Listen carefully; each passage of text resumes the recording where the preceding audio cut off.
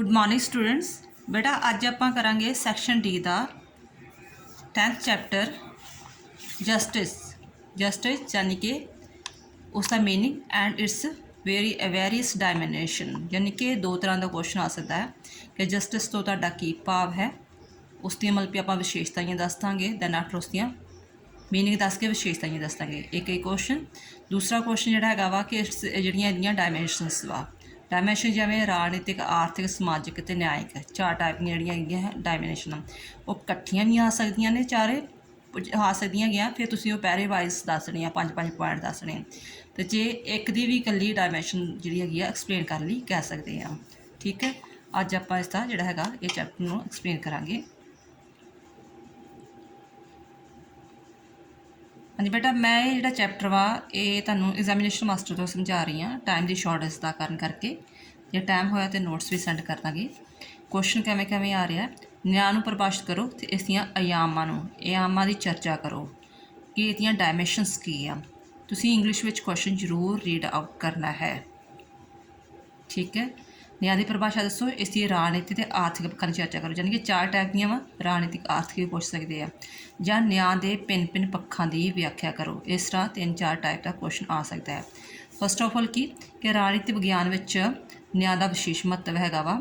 न्याय की होंद विच ही उन्नी है जिन्नी कि पुराने समाज में ही अच भी उन्नी ही यदी है। तो आप जदों भी आप कोई इतिहास वगैरह वेखते हैं तो हर कोई जिहड़ा समाज ही वो न्याय वास्ते ही लड़ता रहा सी। ठीक है, कोई देश आ, कोई समाज वा, इतिहास नूं वेख लीए तो हर एक ने न्याय लई संघर्ष किया। जिथे न्याय नहीं उत्थे कोई सुतंत्रता नहीं हैगी। न्याय का अर्थ ते परिभाषा।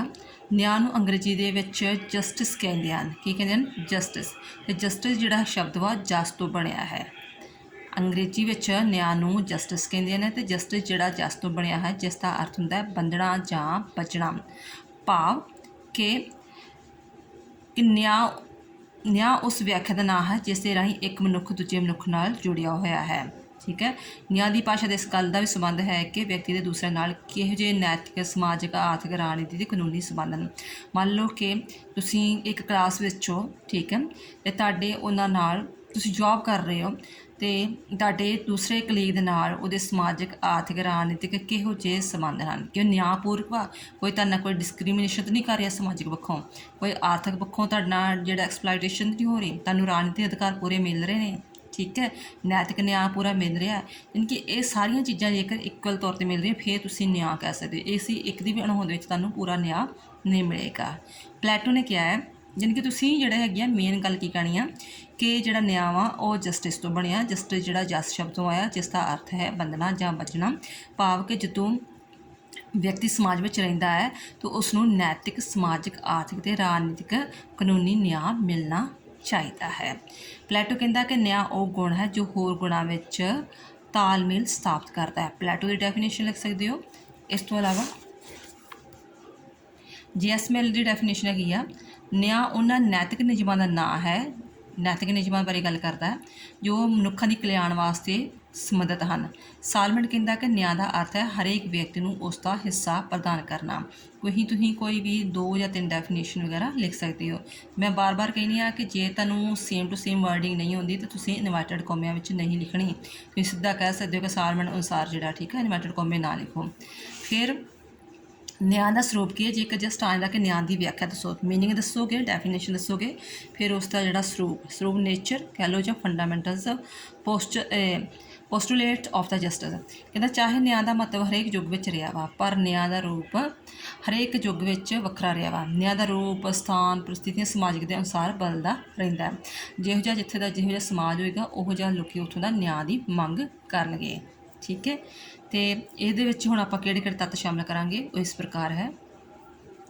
न्याय का संबंध हमेशा समाज नाल हुंदा। न्याय की भावना का संबंध हमेशा मानव समाज नाल हुंदा। समाज के बाहर आपां न्याय की व्यवस्था की सवाल नहीं कर सकते। मतलब जंगलों में आपां नहीं कह सकते कि जे आपां जंगलों में रह रहे हैं तो कहांगे सानूं जिहड़ा राज न्याय देवे, उत्थे गल नहीं ढुकेगी। यानी कि जेकर असीं समाज में रह रहे हैं तो फिर ही असीं न्याय की मंग कर रहे हैं। सैकंडली हैगा ट्रुथ। सच न्याय का महत्वपूर्ण तत्त है, तो सच का अर्थ है घटना नूं जिउं दा त्यों पेश करना। ठीक है, भाव कि जेकर मतलब ਤੁਹਾਨੂੰ ਨਿਆਂ ਨਹੀਂ ਮਿਲ ਰਿਹਾ ਤਾਂ ਤੁਸੀਂ ਸਬੂਤ ਦੇ ਆਧਾਰ 'ਤੇ ਉਸ ਚੀਜ਼ ਨੂੰ ਜਿਹੜਾ ਹੈਗਾ ਪੇਸ਼ ਕਰ ਸਕਦੇ ਹੈਗੇ ਹੋ। ਫਿਰ ਹੈਗਾ ਕਦਰਾਂ ਕੀਮਤਾਂ ਦੇ ਆਧਾਰ 'ਤੇ ਕਰਮਭੂਤ ਦੀ ਸਮਾਨਤਾ। ਇਸ ਦਾ ਅਰਥ ਹੈ ਕਿ ਹਰੇਕ ਮਾਮਲੇ ਵਿੱਚ ਨਿਆਂ ਦੀ ਇੱਕ ਹੀ ਧਾਰਨਾ ਹੁੰਦੀ ਹੈ। ਵੱਖ-ਵੱਖ ਮਾਮਲੇ ਵਿੱਚ ਨਿਆਂ ਦੀ ਵੱਖ-ਵੱਖ ਧਾਰਨਾ ਨੂੰ ਲਾਗੂ ਕਰਨਾ ਉਚਿਤ ਨਹੀਂ ਹੈ। ਵੀ ਜੋ ਕਦਰਾਂ ਕੀਮਤਾਂ ਜਿਹੜੀਆਂ ਹੈਗੀਆਂ ਵਾ, ਜੇ ਇੰਡੀਆ ਦੀਆਂ ਕਦਰਾਂ ਕੀਮਤਾਂ ਜਿਹੋ ਜਿਹਾ ਕਲਚਰ ਆ, ਸੱਭਿਆਚਾਰ ਆ, ਉਹ ਜਿਹਾ ਉਹਨੂੰ ਨਿਆਂ ਮਿਲੇਗਾ। ਜੇਕਰ ਰਸ਼ੀਆ ਵਿੱਚ ਆ, ਉਹਨੂੰ ਉਸ ਹਿਸਾਬ ਨਾਲ ਨਿਆਂ ਮਿਲੇਗਾ। ਉੱਥੋਂ ਦੀਆਂ ਸਮਾਜਿਕ ਦੀਆਂ ਕਦਰਾਂ ਕੀਮਤਾਂ ਦੇ ਅਕੋਰਡਿੰਗ ਹੀ ਨਿਆਂ ਮਿਲੇਗਾ। ਯਾਨੀ ਕਿ ਭਾਵ ਜਿਹੋ ਜਿਹੇ ਉਹਨਾਂ ਦੇ ਦੇਸ਼ ਦੇ ਕਾਨੂੰਨ ਬਣੇ ਹੋਏ ਆ, ਉਸ ਦੇ ਅਕੋਰਡਿੰਗ।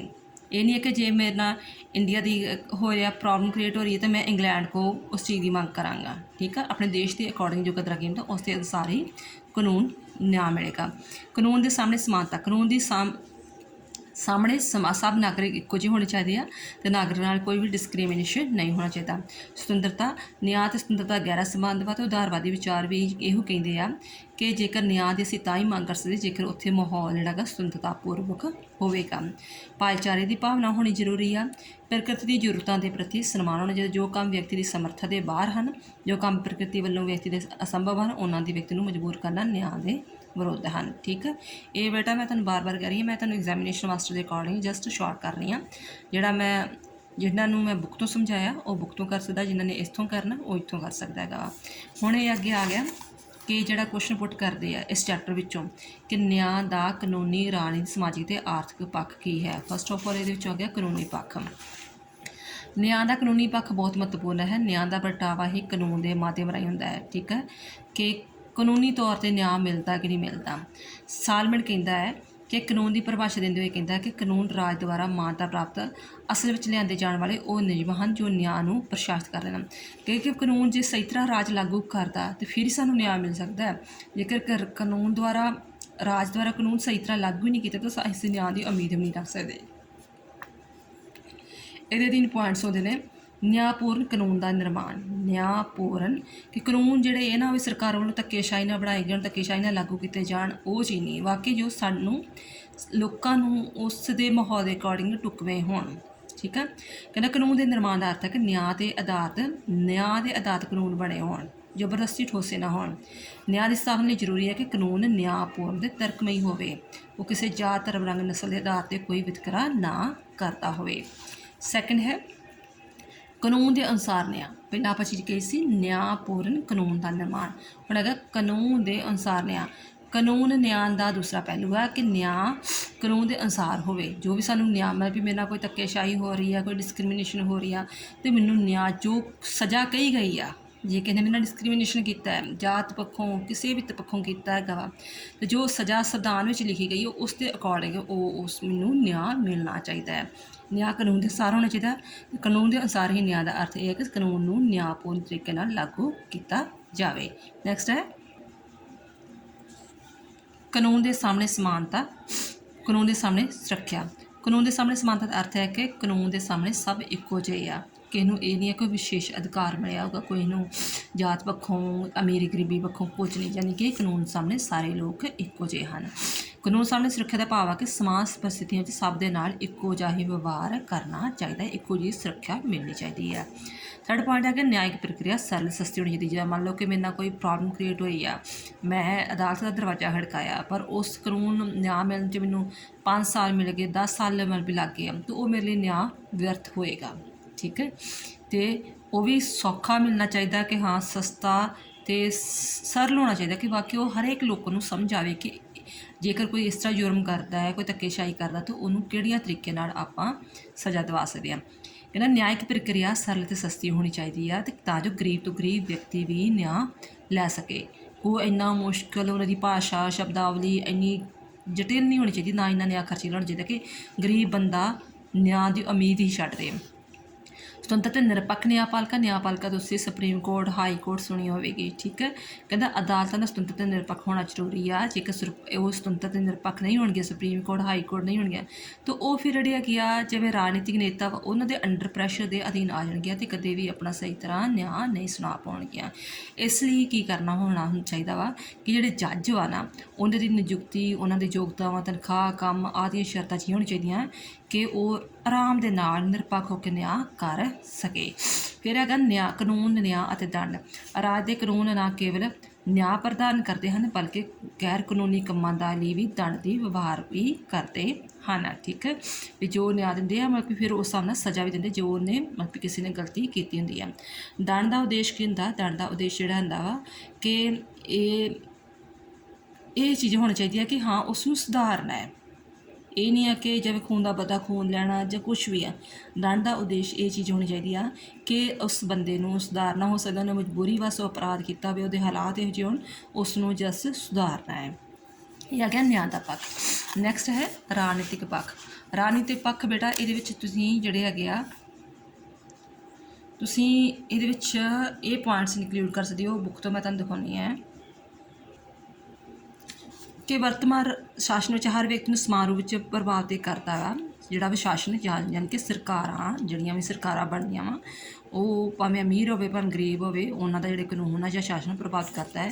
ਅਤੇ ਇਸ ਲਈ ਸ਼ਾਸਨ ਸੱਤਾ ਨੂੰ ਪ੍ਰਭਾਵਿਤ ਕਰਨ ਦਾ ਅਧਿਕਾਰ ਹਰ ਵਿਅਕਤੀ ਨੂੰ ਹੋਣਾ ਚਾਹੀਦਾ, ਯਾਨੀ ਕਿ ਵੋਟ ਦਾ ਅਧਿਕਾਰ ਹਰੇਕ ਵਿਅਕਤੀ ਨੂੰ ਹੋਣਾ ਚਾਹੀਦਾ ਤਾਂ ਜੋ ਆਪਣੀ ਮਰਜ਼ੀ ਦਾ ਨੇਤਾ, ਸਰਪੰਚ, ਮੈਂਬਰ ਜਾਂ ਕੁਝ ਚੁਣ ਸਕਣ। ਇਸ ਲਈ ਕਹਿੰਦਾ ਮਨੁੱਖੀ ਅਧਿਕਾਰਾਂ ਦੀ ਸਰਵਵਿਆਪੀ ਘੋਸ਼ਣਾ ਪੱਤਰ ਜਾਰੀ ਕੀਤਾ ਸੀ ਤਾਂ ਜੋ ਹਰੇਕ ਵਿਅਕਤੀ ਨੂੰ ਰਾਜਨੀਤਿਕ ਅਧਿਕਾਰ ਮਿਲਣ। ਉਹ ਕਿਹੜੇ ਕਿਹੜੇ ਨੇ? ਚੋਣ ਲੜਨ ਦਾ ਵੋਟ ਪਾਉਣ ਦਾ ਅਧਿਕਾਰ, ਜਿਹਨੂੰ ਆਪਾਂ ਸਰਵਜਨਕ ਬਾਲਗ ਮਤ ਅਧਿਕਾਰ ਕਹਿ ਦਿੰਦੇ ਹਾਂ। ਠੀਕ ਹੈ, ਚੋਣ ਲੜਨ ਦਾ ਅਧਿਕਾਰ, ਸਰਵਜਨਕ ਅਹੁਦੇ ਪ੍ਰਾਪਤ ਕਰਨ ਦਾ ਅਧਿਕਾਰ। ਬੇਟਾ ਇਸੇ ਪੁਆਇੰਟ ਨੂੰ ਤੁਸੀਂ ਐਕਸਪਲੇਨ ਕਰ ਸਕਦੇ ਹੋ। ਠੀਕ ਆ, ਇਹ ਚੀਜ਼ਾਂ ਤੁਸੀਂ ਪਿੱਛੇ ਵੀ ਵਾਰ-ਵਾਰ ਪੜ੍ਹ ਚੁੱਕੇ ਆ, ਆਪਣੀ ਵਰਡਿੰਗ 'ਚ ਲਿਖ ਸਕਦੇ ਹੋ ਕਿ ਸਰਵਜਨਕ ਬਾਲਗ ਮਤ ਅਧਿਕਾਰ ਵੀ ਜਿਹੜਾ ਹੈਗਾ ਵਾ ਉਹ ਲੋਕਤੰਤਰੀ ਦੇਸ਼ਾਂ ਵਿੱਚ ਹੁੰਦਾ। ਚੋਣ ਲੜਨ ਦਾ ਅਧਿਕਾਰ ਵੀ ਹਮੇਸ਼ਾ ਲੋਕਤੰਤਰੀ ਸੰਸਥਾਵਾਂ ਜਿਹੜੀਆਂ ਚੁਣੀਆਂ ਜਾਂਦੀਆਂ ਵਾ, ਕਾਰਜਪਾਲਿਕਾ, ਵਿਧਾਨ ਪਾਲਿਕਾ ਚੁਣੀਆਂ ਜਾਂਦੀਆਂ, ਸਰਪੰਚ ਚੁਣੇ ਜਾਂਦੇ ਆ। ਸਰਵਜਨਕ ਅਹੁਦੇ ਪ੍ਰਾਪਤ ਕਰਨਾ ਜਿਵੇਂ ਸਿਵਲ ਸਰਵਿਸ ਵਿੱਚ ਚੁਣੇ ਜਾਂਦੇ ਆ। ਯੋਗਤਾ ਦੇ ਆਧਾਰ 'ਤੇ ਜਿਹੜਾ ਯੋਗਤਾ ਹਾਸਲ ਕਰਨ ਦਾ ਉਹ ਸਿਵਲ ਸਰਵਿਸ ਲੈ ਸਕਦਾ, ਯਾਨੀ ਕਿ ਵਿਦਆਊਟ ਐਨੀ ਡਿਸਕ੍ਰਿਮੀਨੇਸ਼ਨ। ਸਰਕਾਰੀ ਆਲੋਚਨਾ ਕਰਨ ਦਾ ਅਧਿਕਾਰ, ਇਹ ਵੀ ਲੋਕਤੰਤਰੀ ਸਰਕਾਰਾਂ ਵਿੱਚ ਹੀ ਸੰਭਵ ਹੋ ਸਕਦਾ। ਰਾਜਨੀਤਿਕ ਦਲ ਬਣਾਉਣ ਦਾ ਅਧਿਕਾਰ, ਰੋਸ ਪ੍ਰਗਟ ਕਰਨ ਦਾ ਅਧਿਕਾਰ। ਠੀਕ ਹੈ, ਬੇਨਤੀ ਕਰਨ ਦਾ ਅਧਿਕਾਰ ਕਿ ਮਤਲਬ ਵੀ ਹਾਂ ਵੀ ਜੇਕਰ ਕੋਈ ਪ੍ਰੋਬਲਮਸ ਆ ਰਹੀਆਂ ਹੈਗੀਆਂ ਵਾ, ਤੁਹਾਡੀ ਸੁਣਵਾਈ ਨਹੀਂ ਹੋ ਰਹੀ, ਤਾਂ ਤੁਸੀਂ SDM ਨੂੰ, DC ਨੂੰ, SSP ਨੂੰ ਉੱਥੇ ਧਰਨਾ ਦੇ ਕੇ ਅਤੇ ਉਹਨੂੰ ਆਪਣਾ ਮੰਗ ਪੱਤਰ ਦੇ ਸਕਦੇ ਹੋ ਅਤੇ ਉਹਦਾ ਧਿਆਨ ਆਪਣੇ ਵੱਲ ਖਿੱਚ ਸਕਦੇ ਹੈਗੇ ਹੋ। ਠੀਕ ਹੈ, ਇਸ ਨੂੰ ਸ਼ਾਰਟਕੱਟ ਵਿੱਚ ਲਿਖ ਸਕਦੇ ਹੈਗੇ ਹੋ। ਨੈਕਸਟ ਹੈ ਮਨੁੱਖੀ ਅਧਿਕਾਰਾਂ ਦਾ ਸਤਿਕਾਰ ਵਗੈਰਾ। ਜਿਵੇਂ ਤੁਸੀਂ ਮੌਲਿਕ ਅਧਿਕਾਰਾਂ ਵਿੱਚ ਪੜ੍ਹਿਆ ਹੈਗਾ ਉਹ ਚੀਜ਼ ਨੂੰ ਵਰਨ ਕਰਨਾ ਹੈ। ਘੱਟ ਗਿਣਤੀ ਦੇ ਹਿੱਤਾਂ ਦੀ ਰਾਖੀ ਕਰਨਾ, ਇਹ ਵੀ ਤੁਸੀਂ ਪੜ੍ਹਿਆ ਹੋਇਆ ਹੈ ਕਿ ਜੋ ਭਾਸ਼ਾ, ਧਰਮ ਅਤੇ ਸੱਭਿਆਚਾਰ ਦੇ ਆਧਾਰ 'ਤੇ ਘੱਟ ਗਿਣਤੀ ਦੇ ਲੋਕ ਪਾਏ ਜਾਂਦੇ, ਜਿਵੇਂ ਮੁਸਲਮਾਨ, ਸਿੱਖ ਵਗੈਰਾ ਹੈਗੇ ਆ, ਉਹਨਾਂ ਦੀ ਵਿਸ਼ੇਸ਼ ਸਹੂਲਤਾਂ ਦਿੱਤੀਆਂ ਜਾਣ। ਪਛੜੀ ਸ਼੍ਰੇਣੀਆਂ, ਅਨੁਸੂਚਿਤ ਜਾਤੀਆਂ ਲਈ ਸੀਟਾਂ ਰਾਖੀਆਂ ਰੱਖੀਆਂ ਜਾਣ। ਉਹਨਾਂ ਨੂੰ ਮਤਲਬ ਵੀ ਜਿਵੇਂ ਚੋਣਾਂ ਲੜਦੇ ਆ, ਠੀਕ ਹੈ, ਜਿਵੇਂ ਭਾਵੇਂ ਲੋਕ ਸਭਾ ਦੀ ਹੋਵੇ, ਭਾਵੇਂ ਵਿਧਾਨ ਸਭਾ ਦੀ, ਭਾਵੇਂ MLA ਦੀ, MP ਦੀ ਹੋਵੇ, ਭਾਵੇਂ ਸਰਪੰਚਾਂ ਦੀ ਚੋਣ ਹੋਵੇ, ਉਹਨਾਂ ਲਈ ਸੀਟਾਂ ਜਿਹੜੀਆਂ ਉਹਦੇ ਵਿੱਚ ਵੀ ਰਾਖਵੀਆਂ ਹੁੰਦੀਆਂ ਹੈ। ਰਾਜ ਸੱਤਾ ਲੋਕਾਂ ਦੀ ਸਹਿਮਤੀ 'ਤੇ ਆਧਾਰਿਤ ਹੋਣੀ ਚਾਹੀਦੀ, ਯਾਨੀ ਕਿ ਜੇਕਰ ਸਰਕਾਰ ਬਣੀ ਆ, ਭਾਵੇਂ ਉਹ ਰਾਜ ਵਿੱਚ ਬਣੀ ਆ ਅਤੇ ਭਾਵੇਂ ਉਹ ਸੈਂਟਰ ਵਿੱਚ ਬਣੀ ਹੋਈ ਆ, ਉਹ ਆਮ ਸਹਿਮਤੀ ਨਾਲ ਬਣੀ ਹੋਵੇ, ਧੱਕੇਸ਼ਾਹੀ ਦੇ ਨਾਲ ਨਾ ਬਣੀ ਹੋਵੇ। ਠੀਕ ਹੈ, ਲੋਕਤੰਤਰੀ ਪ੍ਰਣਾਲੀ ਹੋਣੀ ਚਾਹੀਦੀ ਹੈਗੀ ਆ ਦੇਸ਼ ਵਿੱਚ, ਅਤੇ ਨਿਯਮਤ ਚੋਣਾਂ ਹੋਣੀ ਚਾਹੀਦੀ ਕਿ ਜੇ 5 ਸਾਲ ਜੇਕਰ ਕਾਰਜ ਪੂਰਾ ਕਰ ਗਈ ਆ ਤਾਂ ਉਹਦੀਆਂ ਚੋਣਾਂ ਹੋਣੀਆਂ ਚਾਹੀਦੀਆਂ ਆ। ਇਹ ਬੇਟਾ ਜੇਕਰ ਉਹ ਟਿਪੀਕਲੀ ਕਹਿ ਦਿੰਦੇ ਕਿ ਇੱਕ ਹੀ ਪੁਆਇੰਟ ਨੂੰ ਐਕਸਪਲੇਨ ਕਰਨੀ ਕਹਿੰਦੇ ਆ ਕਿ ਰਾਜਨੀਤੀ ਪ੍ਰਭਾਵ ਕੀ ਆ, ਫਿਰ ਤੁਸੀਂ 10-15 ਪੁਆਇੰਟ ਸਾਰੇ ਲਿਖੋਗੇ, ਐਕਸਪਲੇਨ ਕਰੋਗੇ, ਮੀਨਿੰਗ ਲਿਖ ਕੇ, ਡੈਫੀਨੇਸ਼ਨ ਲਿਖ ਕੇ। ਬਟ ਜੇਕਰ ਉਹ ਸਾਰਿਆਂ ਨੂੰ ਐਕਸਪਲੇਨ ਕਰਨ ਲਈ ਕਹਿ ਰਹੇ ਤਾਂ ਤੁਸੀਂ ਜਸਟ ਓਨਲੀ 5 ਪੁਆਇੰਟਸ ਐਕਸਪਲੇਨ ਕਰੋ, ਜ਼ਿਆਦਾ ਕਰਨ ਦੀ ਲੋੜ ਨਹੀਂ ਹੈਗੀ।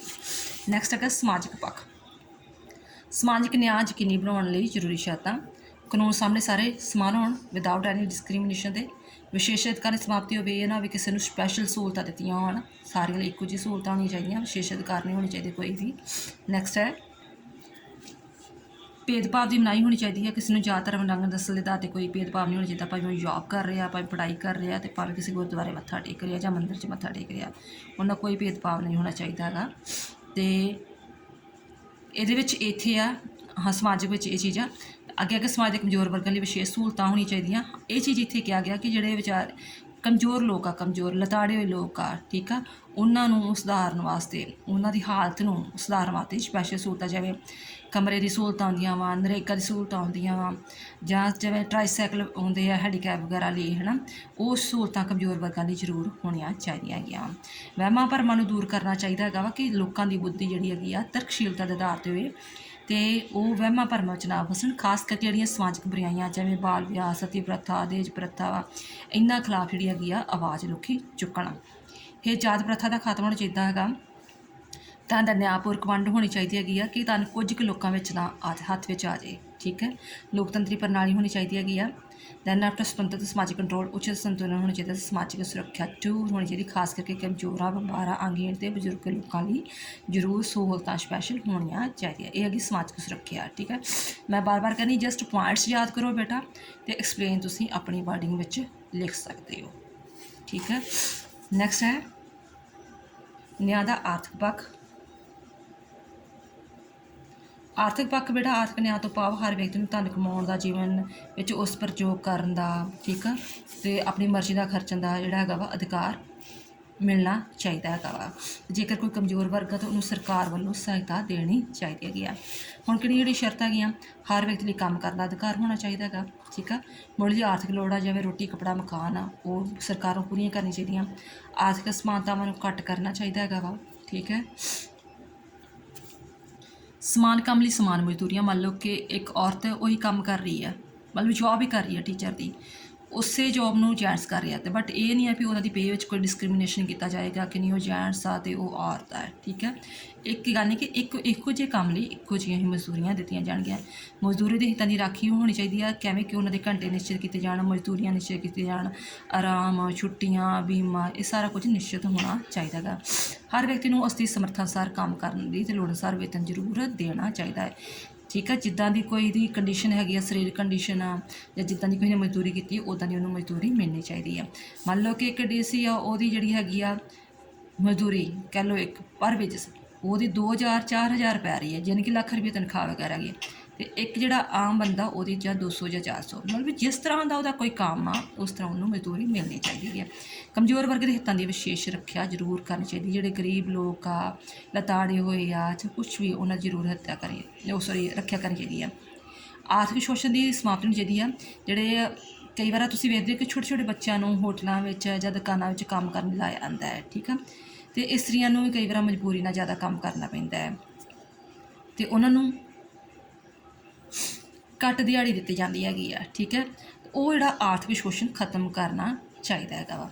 ਸੀਮਤ ਸੰਪਤੀ ਦਾ ਅਧਿਕਾਰ ਹੋਣਾ ਚਾਹੀਦਾ। ਮੰਨ ਲਓ ਕਿ ਕਿਸੇ ਕੋਲ ਲੱਖ ਰੁਪਈਆ ਹੈਗਾ ਵਾ, ਅਤੇ ਲੱਖ ਰੁਪਏ ਦੇ ਉੱਤੇ ਮੁੜ ਕੇ ਬਾਅਦ ਵਿੱਚ ਸਰਕਾਰ ਵੱਲੋਂ ਟੈਕਸ ਲਗਾਇਆ ਜਾਂਦਾ ਹੈ। ਠੀਕ ਹੈ, ਅਤੇ ਸੀਮਤ ਇਸ ਕਰਕੇ ਤਾਂ ਜੋ ਸਰਕਾਰ ਨੂੰ ਪਤਾ ਲੱਗਦਾ ਰਹੇ ਕਿ ਹਾਂ ਵੀ ਕੋਈ ਨਜਾਇਜ਼ ਤਰੀਕੇ ਦੇ ਨਾਲ ਕੋਈ ਸੰਪਤੀ ਤਾਂ ਨਹੀਂ ਇਕੱਠੀ ਕਰ ਰਿਹਾ ਹੈਗਾ।